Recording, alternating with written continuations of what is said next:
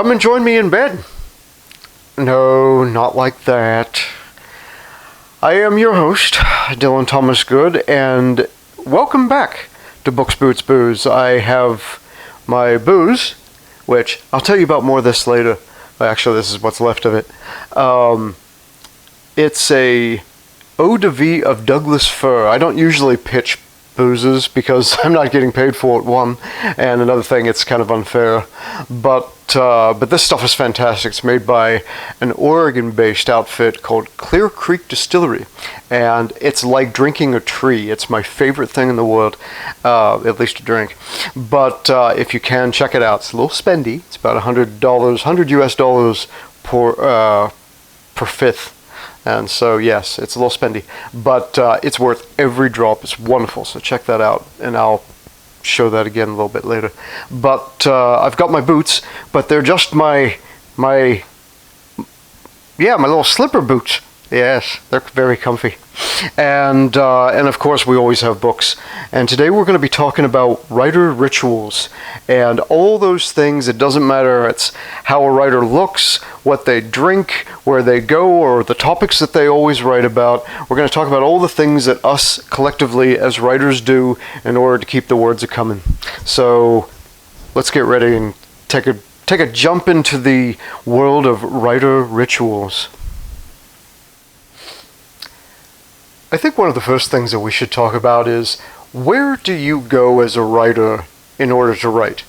I mean, it seems like such a lowest common denominator type of thing when it comes to creativity, but it is really important. I think that whether you thrive on stress, there's a lot of people who really like fast-paced jobs and that type of thing, or you need an immense amount of solitude and reflection in order to pull out the work that's inside of you. It doesn't matter if it's an open space like a park, so you don't feel those borders of the world, or you go up and you're overlooking some beautiful vista on a mountaintop, or you just need a quiet space like the library. Remember libraries? Yeah, I'm showing my age. But one of the reasons I'm doing this episode from bed is because for the first 20 years of my writing career, I wrote in bed, right here. It was a big thing for me, and I don't know exactly why I did it. It was probably to escape my family or something like that. So I could, kind of get my collective thoughts together and be able to write about all the things that I was writing about as a late teenager. But I think one of the reasons being is because I see writing as this immense endowment of independence. There's a fantastic freedom to writing, and you're in total control. But at the same time, I'm one of these people who's always looking for some kind of stability and balance. And so I think literally being on a bed is almost like being on a life raft. There are delineated borderlines, physical borderlines, and that allows me to sort of feel cozy and enclosed whilst I still almost astral travel as I create stuff. And that I think is where I really got in the habit of writing on the bed. It was a form of safety, I think. When you're in bed, a lot of people have great connotations with the bed, sleep and rest and peace and sex and all these wonderful things that make us a better person. And I saw writing as something that made me better as a person. And I was able to become a more complex creative person because of writing. And it was something that I had wanted to do, and all of a sudden I found myself doing it rather than just thinking maybe I should do that. And so the bed was kind of a symbol for me, because it was this place where it was just me and in my work, and it really was a special kind of sanctuary for me in my early days. I don't write in bed anymore because now we have computers. And computers changed the way I wrote. For the first 20 years as I was in bed here and all hunched over. That's another reason I don't do it anymore, is because I'm getting older and I can't hunch over 17 hours a day writing like I used to whenever I was 18. But I also did everything longhand. And I know some of you are still out there that are still doing longhand work. And my hat's off to you. If I had a hat on, I'd take it off. But I wrote everything longhand, and I have boxes and boxes and boxes of things from the first 20 years of my writing. That it's just, I've lugged these things through, I think, 4 or 5 states now. And it was great. It was something that helped me create and put out all the words onto the paper that I needed, you know? I mean, even in that era, I started writing before the internet and PCs and all that stuff. I started writing in 1990.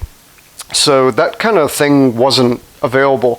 But flash forward 20 years later to about 2010, and I had an idea for a book that ended up being Woof, which was my first published book. And I knew that I had to sort of let go of that security blanket of writing longhand, and I got a little netbook from Gateway, and I loved that thing. It was my treasure, and I was able to put all these words down, but not have to worry about all these papers and all that. But it was, you know, there were all days where I sort of pined for that weird, clunky format. I know it sounds strange, but and I know a lot of you out there can identify with that. But there's, like I said, there was something wonderful about being able to get that work out and have it in a tangible, physical format. You know, it's similar to how people are bitching these days about physical books going away and, you know, Kindle taking over and, you know, audiobooks and things of that sort, where you don't have physical entities anymore. You don't have physical media. You know, we're getting away from DVDs. We're getting away from books. It's just all of our entertainment is all digital based now, and it's all on microchips rather than on paper and celluloid and all these things that people, at least my age, grew up with. And but yeah, the longhand thing was something that was really, really special to my process of writing. And for all you people out there, if it works for you, do it. Just keep doing it. Don't give in to computers, and don't let your friends make fun of you because you're still writing in a notebook. And it just go with what works. But if you can get away from it, I do recommend it, because I started to have a lot more success in my writing career after I started doing things on a computer. And not only that, but it'll save you a lot of closet space. Trust me. Now, are you one of those writers who needs something a little bit more than coffee to create? I'm not taking the piss out of you. I am totally understanding of that. There are a lot of writers in the past, everyone from Faulkner to Poe to Kerouac to Capote, and even a poet with a name very close to mine, have all struggled with drink. Let's face it, writing is a solitary sport, and it's one of the reasons I think a lot of us do it, is because we, as part of the human collective, are always responsible for working, we're responsible for raising children, we're responsible for taking care of our homes, we're responsible for having compatible, loving, and healthy relationships with our spouses. And writing is one of those things that we can go off and do by ourselves and have total control. That's one of the reasons I do it. Yes, folks, the God complex doesn't just exist in the medical community. It's alive and well in the creative community as well. And it's a really big thing for me as someone who's, and I'll use the term loosely, but as an artist, and I'm sure anybody who's a painter or a singer or anything like that can identify with the fact that it's really, really important to be able to go and do some kind of artistic thing, art-based thing at least, on their own. So they can say, this is me, this is what I am, this is what I believe in, and they have that on paper, on film, on the stage, a recording, a music recording somehow. It's very important, I think, for a lot of us to be able to say, this is who I am, and this is how I emote, so to speak. And that's just a really, really good thing for people to have a place where they're not judged and they're not conforming and they're not compromising. It's an area that is wholly theirs. I used to drink a lot back in the 90s when I first started writing, and I teetered very close to alcoholism. When I turned 30 years old, which was a long time ago now, I decided consciously that I saw some warning signs about becoming an alcoholic, and I had to stop. And in all seriousness, though this show is called BooksBootsBooze, and that's one of the big things, it's a third of the show is the booze, of course, but it was something that I knew I had to kind of tone down.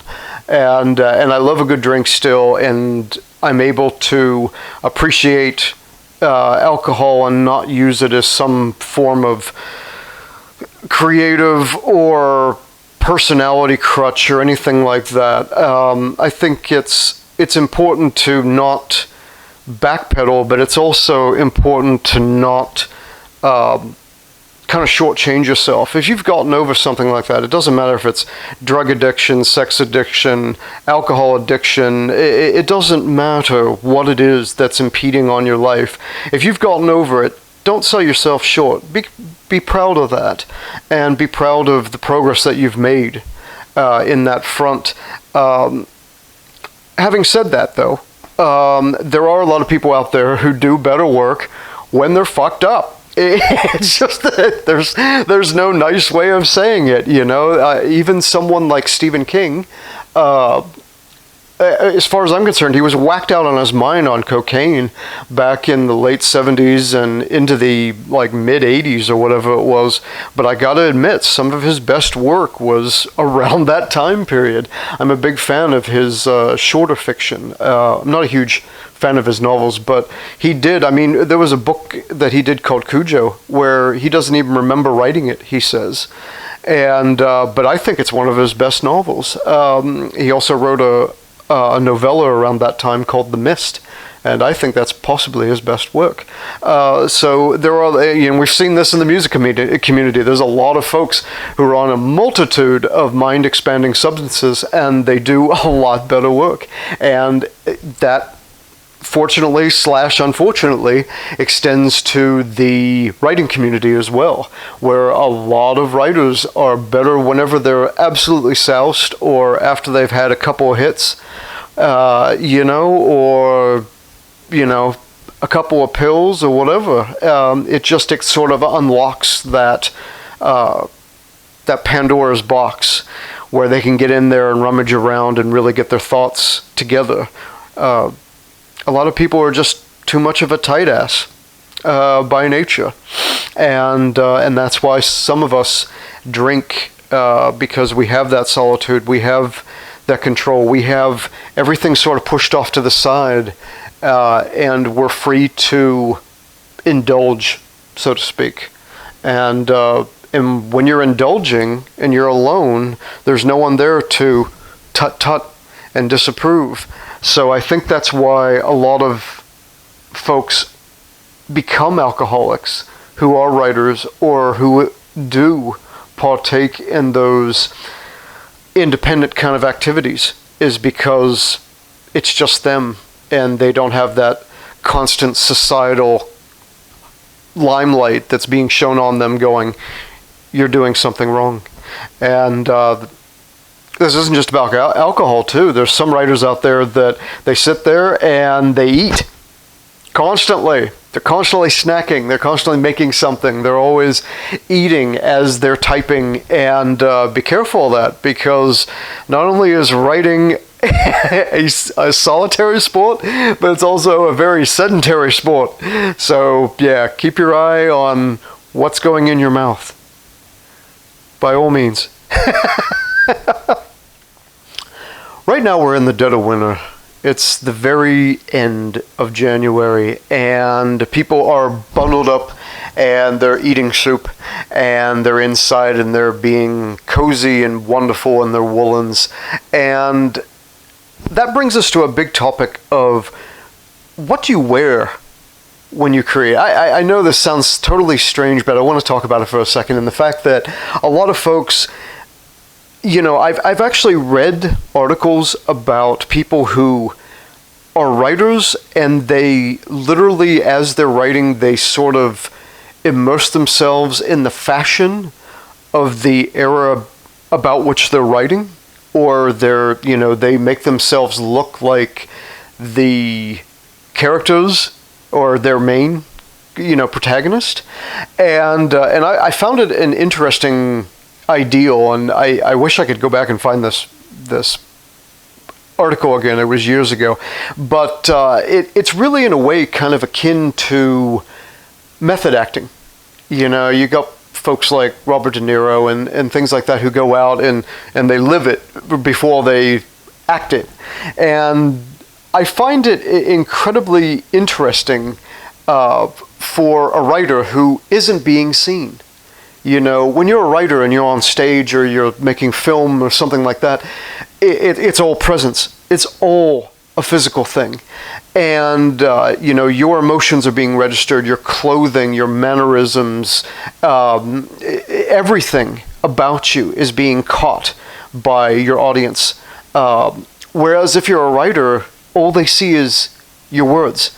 But if you're a writer, I can see how you would do that. I find it interesting because we are not a visual medium.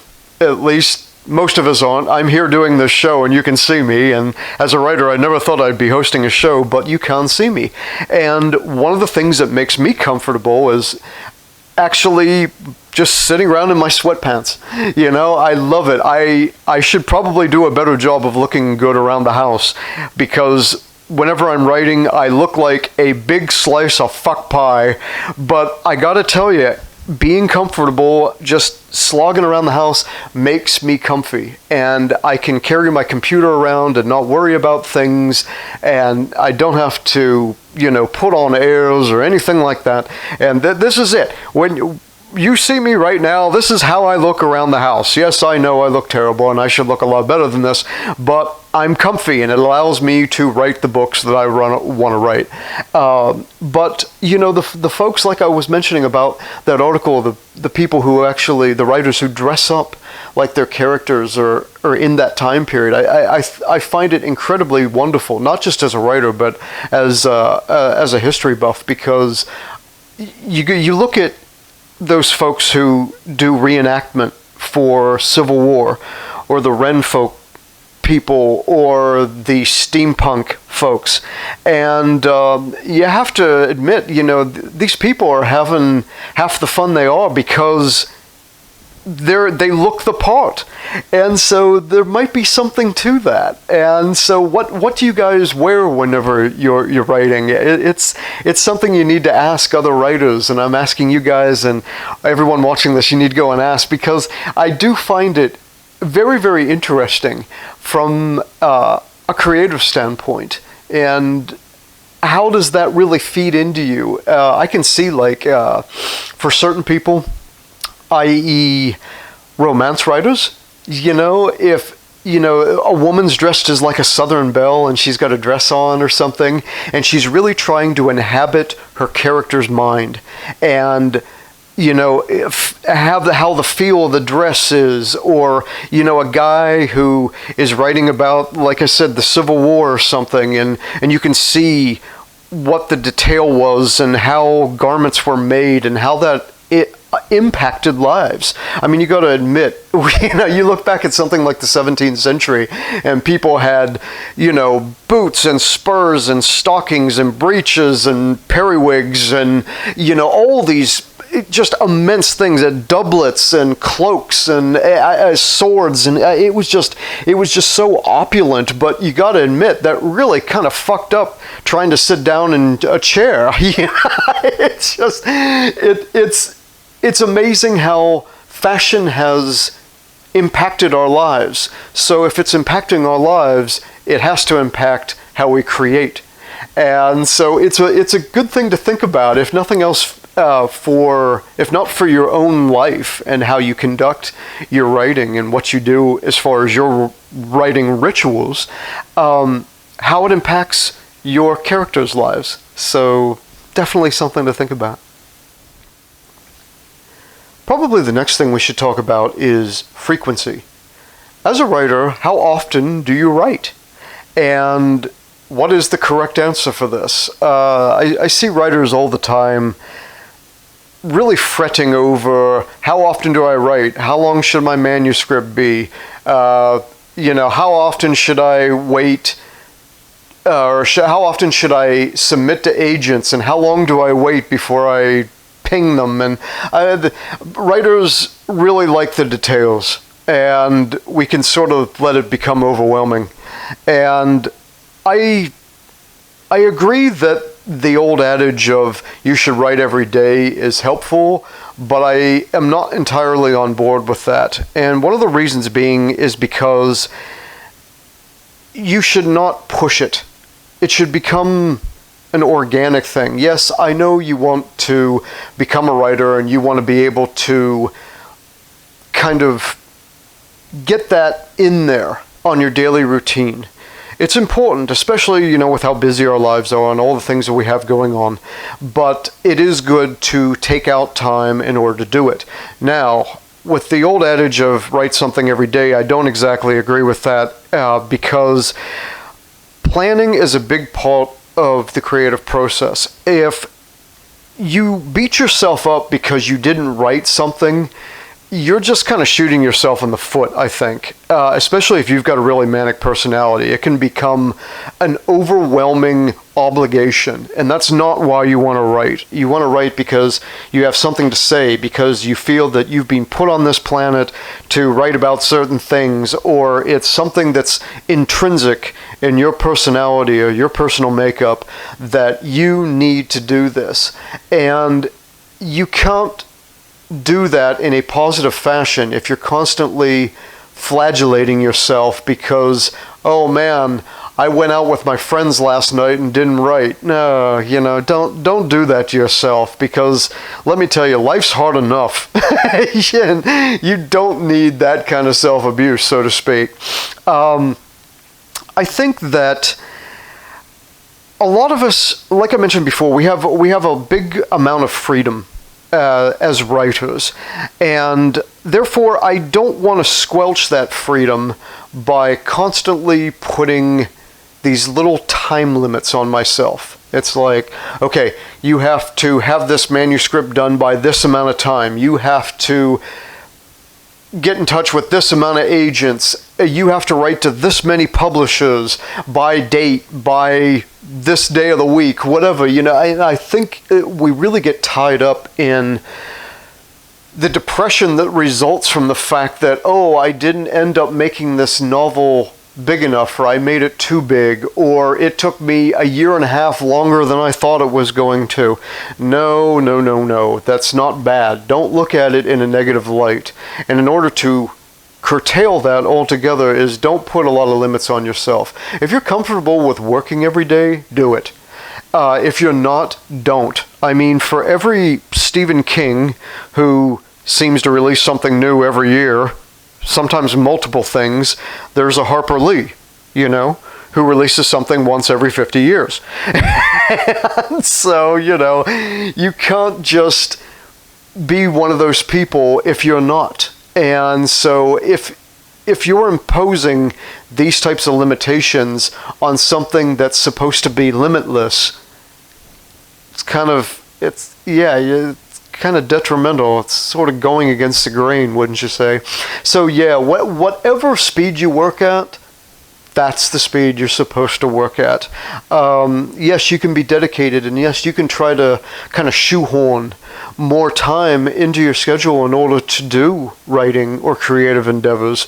But if you're one of these people who work slow, work slow. If you crank it out and you're fast and you're good under pressure, do it. Whatever makes you and your readers happy, do it. Like, for instance, right now I'm writing a book that I've been on for about 6 weeks now, 6 to 8 weeks, and I've written so far about 14,000 words. That is immensely fast for me. Okay, that is probably at least double speed for me, and I'm really having a great time writing the book. It's crazy, and it's about Vikings and horrible things that they're doing to modern day people, and you'll read it someday here, in the distant future, I'm sure. But yeah. And I'm really, really surprised by how fast it's going. And I'm like, yay! So it comes out when it's going to come out. And, it's good to have goals and aspirations, but don't make them roadblocks. And if you're going to be honest with your writing, it's not going to be able to happen if you're constantly forcing it.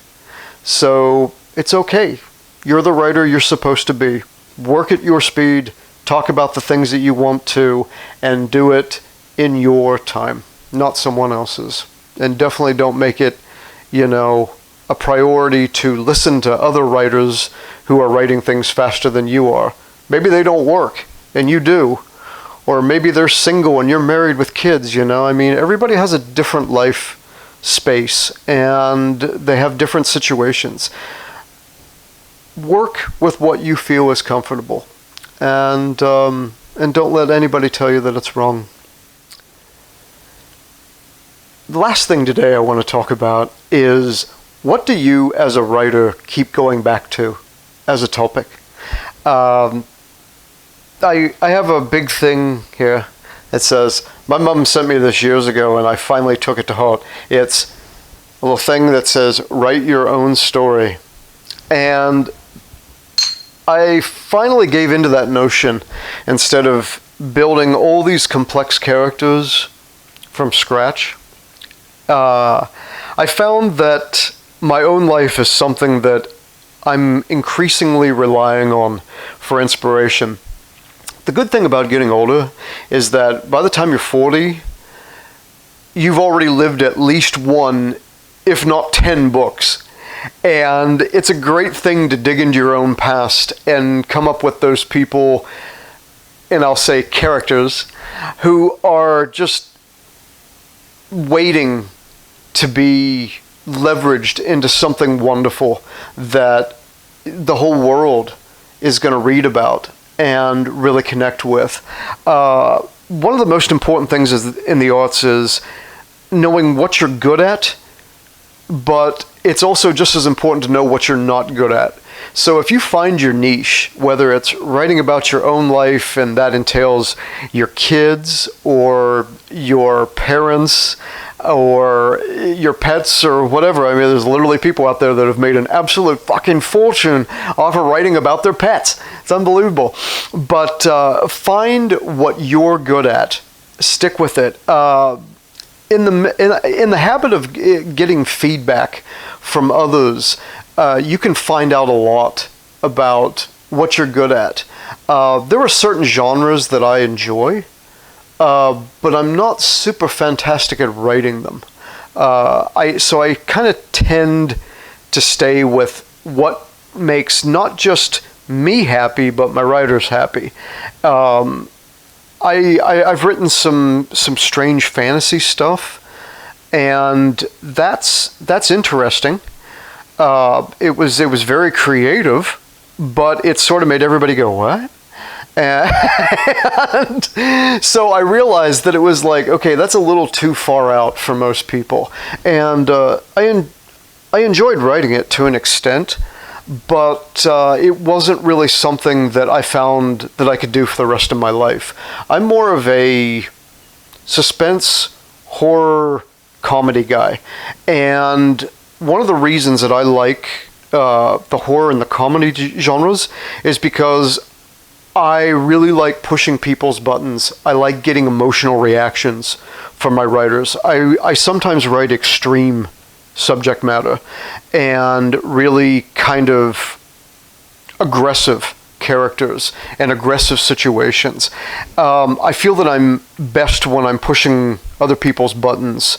I'm really, really good at pushing the envelope, and so therefore, when you're trying to make someone really fearful or scared, or you're trying to make them really, really have an absolute gutbuster laugh, you can get extreme reactions. And that's what I like. I don't really care for sci-fi and fantasy because I see it as cold and kind of detached from the emotional element. Sure, you can have a lot of emotional elements in science fiction. I mean, we've seen that in things like Star Wars. I mean, how many movies they made now? Like 70?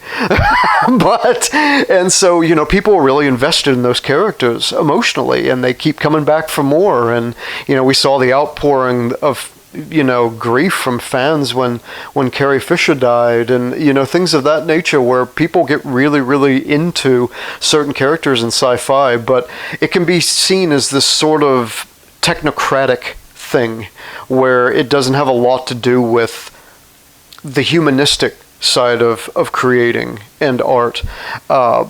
So I sort of stay away from that. In a way, I'd love to someday find something that I could really get extreme with in a sci-fi fantasy kind of way, or in, an historical biography or something like that, because I love history, but that's another thing that, once you go back, everything sort of gets a little softer, and there's not as much real drama in extreme situations. I mean, yeah, you've got things like bubonic plague and, certain wars and things like that.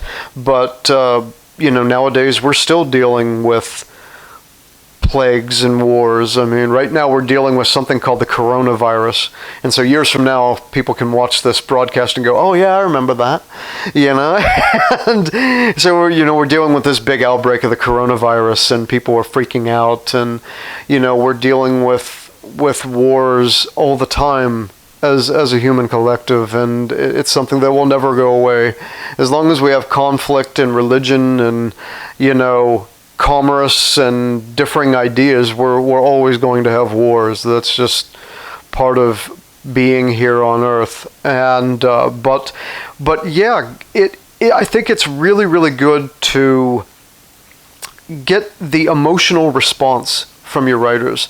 And so folks tend to, as creative beings, paint similar things, like Bob Ross. He was always doing the happy little trees and stuff. Yeah, he was good at that. He was fantastic. And so there was no reason for him not to do that, because he was wonderful at it. So if you really thrive in a certain genre or a certain format, whether it's short stories or poetry or what have you, writing novels or screenplays or, anything, go with what works for you. This is very similar to the frequency thing that we talked about earlier, where go with however fast, however, extreme you want to do it, however emotional you want to do it. Make everything exactly what you want it to be. The construct. It doesn't matter what clothes you wear, what booze you're drinking, where you're writing it, what the topic is. Make sure that it's something that you can put everything of your talent into. Like I always say, if it's worth doing, it's worth overdoing. And so plunge into it. Don't be afraid. There's always the backspace button. Don't worry, don't edit yourself. Go out there and write about what you know and you like, because that knowledge and that joy and that experience is going to be so much easier to transfer to your audience. And so in the end, that's it. Do what makes you and your audience happy. And that's it. That's our episode. That was Writer's Rituals, and thank you for joining me again today. This is our, I think, 8th or 9th show now. I think it's 8th. And I can't believe I'm still here doing it. But if you have a writer's ritual, write to me about it or drop it in the comments and let other people see it. And keep getting out there, really kind of examine not just your own writing, but what you're doing to get to that writing. What is it that really impels you as a writer to go out there and do the best work you can. So once again, thanks for joining us. My next 2 shows over the next few months will be sort of a 2-pronged effect. We're going to look at music and lyrics and how that sort of dovetails into poetry. And so that'll be probably the next at least 2 shows. And we'll be doing that here for the rest of the winter and the beginning of the spring. So I hope you'll be joining me for that. But until then, keep your pencil sharp. Take care of yourself.